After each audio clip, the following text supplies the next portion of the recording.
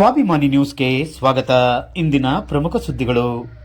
ಅಂಬಿಗ ಅಂಬಿಗ ಎಂದು ಕುಂದು ನುಡಿಯದಿರು, ನಂಬಿದರೆ ಒಂದೇ ಹುಟ್ಟಲಿ ದಡ ಹಾಯಿಸೋನೆಂಬ ನಮ್ಮ ಅಂಬಿಗರ ಚೌಡಯ್ಯ.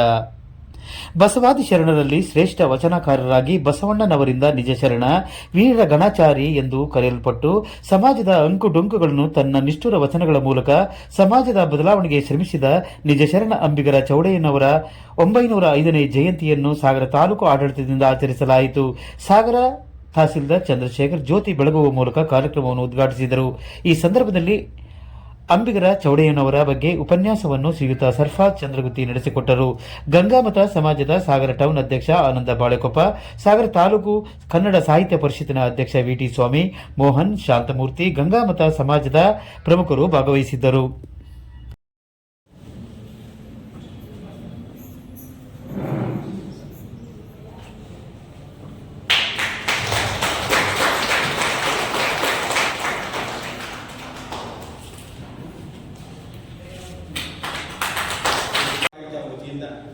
ಈ ದಿನ ಶಿವಶರಣ ಅಂಬೇಡ್ಕರ್ ಚೌಡಯ್ಯ ಜಯಂತಿಯನ್ನು ಜಯಂತಿ ಆಚರಣೆಯನ್ನು ಹಮ್ಮಿಕೊಳ್ಳಲಾಗಿದ್ದು, ಈ ಸಂದರ್ಭದಲ್ಲಿ ತಮಗೆಲ್ಲರಿಗೂ ಕೂಡ ಹೃತ್ಪೂರ್ವಕವಾದ ಅಭಿನಂದನೆಗಳನ್ನು ಸಲ್ಲಿಸ್ತೇನೆ.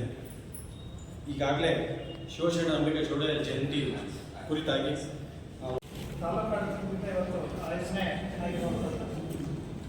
ಕಾರ್ಯಕ್ರಮವನ್ನು ಉದ್ಘಾಟಿಸಿರುವಂತಹ ಉಪತಹಸೀಲ್ದಾರಾಗಿರುವಂಥ ಚಂದ್ರಶೇಖರ್ ಅವರು ಇವತ್ತಿನ ವಿಶೇಷವಾಗಿರ್ತಕ್ಕಂಥ ಉಪನ್ಯಾಸವನ್ನು ನೀಡಲಿಕ್ಕೆ ಆಗಮಿಸಿರುವಂಥ ಆತ್ಮೀಯರು. ಅಂದರೆ ನಾವು ಒಂದೊಂದು ದೃಷ್ಟಿಕೋನದಲ್ಲಿ ಒಬ್ಬೊಬ್ಬರು ನೋಡ್ತಾ ಇರ್ತೀವಿ. ಅಂಬಿಗರ ಚೌಡಯ್ಯ ಯಾವುದೇ ಶರಣರಿರ್ಬೋದು, ಒಬ್ಬೊಬ್ಬರು ಒಂದೊಂದು ದೃಷ್ಟಿಕೋನದಲ್ಲಿ ಅವರ ವಚನಗಳನ್ನು ನಾವು ಒಂದೊಂದು ವಿಚಾರದ ನೆಲೆಯಲ್ಲಿ ನೋಡ್ತಾ ಇರ್ತೀವಿ. ಆದರೆ ಪ್ರತಿಯೊಬ್ಬರ ನೋಡುವಂತಹ ವಿಭಿನ್ನತೆಯನ್ನು ನಾವು ಕಾಣಬೇಕಾಗಿದೆ. ಹಾಗಾದರೆ ಈ ದೇಶ ಇರುವಂಥದ್ದೇ ವಿಭಿನ್ನವಾಗಿರುವಂತಹ ದೇಶ. ಏಕಮುಖವಾಗಿ ನಾವು ಹೋಗುವಂಥದ್ದಲ್ಲ.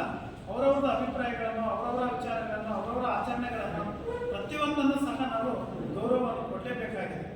ಅಂಬಿಗರ ಚೌಡಯ್ಯನ ಬಗ್ಗೆ ಓದ್ತಾ ಹೋಗ್ಬಿಟ್ರೆ ನಮ್ಮಂಥ ರೋಮಾಂಚನ ಆಗುತ್ತದೆ. ಅದು ಹೇಗೆ ಅಂತ ಹೇಳಿದ್ರೆ, ಅವರ ವಚನಗಳನ್ನು ಓದ್ತಾ ಹೋಗ್ಬಿಟ್ರೆ ಮಾನವ ಕುಲಕ್ಕೆ ಅವ್ರು ಬೇಕಾಗಿರುವಂಥವರು. ಆ ನಿಟ್ಟಿನಲ್ಲಿ ಅಂಬಿಗರ ಚೌಡಯ್ಯನವರ ಆದರ್ಶಗಳನ್ನು, ಅವರ ವಚನಗಳನ್ನು, ಅವರ ವಿಚಾರಧಾರೆಗಳನ್ನು, ಅವರ ಪ್ರತಿಯೊಂದು ಹೆಜ್ಜೆ ಗುರುತುಗಳನ್ನು ನಾವು ಅವರ ಹೆಜ್ಜೆಯಲ್ಲಿ ಹೋಗುವಂಥ ಕೆಲಸ ಆಗಲಿ ಅನ್ನುವಂಥದ್ದೇ ಆಶಯಗಳನ್ನು ತಮ್ಮ ಜೊತೆಯಲ್ಲಿ ಹಂಚಿಕೊಳ್ತಾ ನಾನು ಮಾತುಗಳನ್ನು ಕೇಳಕ್ಕೆ ಬಂದವನು. ಆದರೆ ನಾನು ಮಾತಾಡಿದೆ, ಜ್ಞಾನ ಅವರಲ್ಲಿ ಇತ್ತು ಅನ್ನೋದ್ರಲ್ಲಿ ಯಾವುದೇ ಸಂದೇಹ ಇಲ್ಲ. ಈಗ ಮುಂದಿನ ಹಂತಕ್ಕೆ ನಾವು ಹೋಗ್ತಾ ಇದ್ದೀವಿ. ಬಸವಣ್ಣ ಆ ಚಳುವಳಿಯ ಮುಂಚೂಣಿಯಲ್ಲಿದ್ದ ಬಸವಣ್ಣನ ಜೊತೆಯಲ್ಲಿ ಸಾವಿರಾರು ಜನ ವಚನಕಾರರಿದ್ರು. ಒಬ್ಬರಲ್ಲ, ಇಬ್ಬರಲ್ಲ. ವಚನ ಚಳುವಳಿ ಹುಟ್ಟಿದ ಕರ್ನಾಟಕದಲ್ಲಿ ಅಂತ ನಾವು ಲಿಮಿಟ್ ಮಾಡ್ತಾ ಇದ್ದೀವಿ, ಅಲ್ಲ. ವಚನ ಚಳುವಳಿ ಹುಟ್ಟಿದ ಕರ್ನಾಟಕದಲ್ಲಿ ಸರಿ, 12ನೇ ಶತಮಾನದಲ್ಲಿ ಅದಕ್ಕೆ ಎಲ್ಲೆಲ್ಲಿಂದ ಜನ ಬಂದಿದ್ರು ಅಂದಾಜಿದೆಯಾ? ಆಂಧ್ರದಿಂದ ಬಂದಿದ್ರು, ಮಹಾರಾಷ್ಟ್ರದಿಂದ ಬಂದಿದ್ರು, ಕಾಶ್ಮೀರದಿಂದ ಶರಣರು ಬಂದು ಸೇರ್ಕೊಂಡ್ರು ಬಸವಣ್ಣನ ಜೊತೆಯಲ್ಲಿ. ವಿಜ್ಞಾನ ನಾವು ಅಂದ್ಕೊಂಡಿದ್ದೀವಿ, ವಿಜ್ಞಾನ ಬೇರೆ ಧರ್ಮ ಬೇರೆ ಅಂತ. ಅಲ್ಲ. ಅಯ್ಯ ಪಾಷಾಣಕ್ಕೆ ಗಿರಿ ಸವೆದವು, ಮೂರ್ತಿ ಕೆತ್ತೋದಕ್ಕೆ ಎಲ್ಲ ಬೆಟ್ಟಗಳನ್ನು ಸವಸ್ಬಿಟ್ರಿ. ಪತ್ರೆಗೆ ತರು ಸವೆದವು, ಹೂವು ಎಲೆ ತಂದು ಪೂಜೆಗೆ ಅಂತ ಹೇಳಿ ಎಲ್ಲ ಗಿಡಮರಗಳನ್ನು ಬೋಳು ಮಾಡಿಬಿಟ್ರಿ.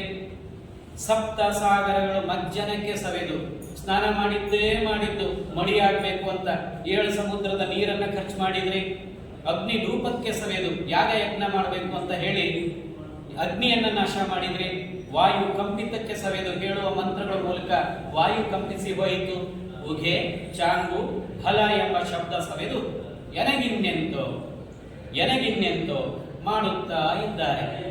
ಅವರೆಲ್ಲ ಅದನ್ನು ಮಾಡ್ತಾ ಇದ್ದಾರೆ. ನಾನು ಅವರ ಪಾದುಕೆಯ ಕಾದಿದ್ದೇನೆಂದಾದ ಅಂಬಿಗರ ಚೌಡಯ್ಯ.